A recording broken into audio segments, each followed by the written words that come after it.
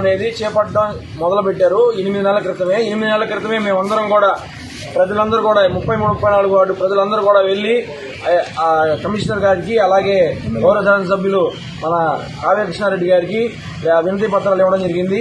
వాళ్ళు కూడా తక్షణమే ఈ టవర్కు సంబంధించిన ప్రజలందరూ కూడా వ్యతిరేకిస్తున్నారు కనుక తక్షణమే ఈ పనులన్నీ కూడా ఆపండి అని చెప్పి వారు కూడా తక్షణమే స్పందించి మాకు సపోర్ట్ చేశారు.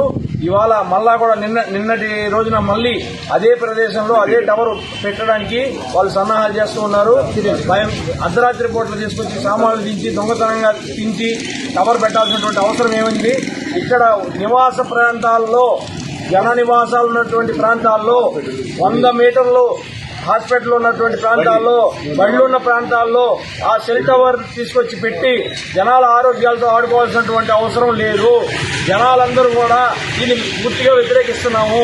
మేమందరం చెప్పేది ఏంటంటే ఈ టవర్ ఏదైతే ఉందో ఆ పర్మిషన్ ఆ అధికారులు తక్షణమే క్యాన్సిల్ చేయాలి.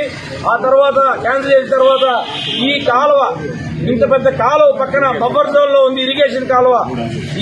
దీని పక్కన 3 అంతస్తులు పెట్టడానికి ఎలా అప్రూవల్ ఇచ్చారు? ఏ అధికారి ఇచ్చారు?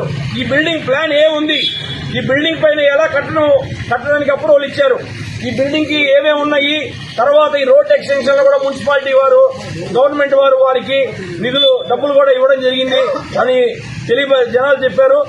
దానికి సంబంధించి కూడా అధికారులు తక్షణమే చెక్ చేసి ఇమీడియట్ గా ఈ బిల్డింగ్ పైన చేసినటువంటి కన్స్ట్రక్షన్ ని పగలగొట్టి అలాగే కింద ఉన్నటువంటి అన్ని ప్రభుత్వ స్థలంలో ఏమేమైతే కట్టారో అవన్నీ కూడా తక్షణమే ఈ రోజే అన్ని పగలగొట్టి ఇక్కడ టవర్ యొక్క అప్రూవల్స్ అన్నింటినీ కూడా వెంటనే ఇవ్వాలి, తక్షణమే రద్దు చేయాలి.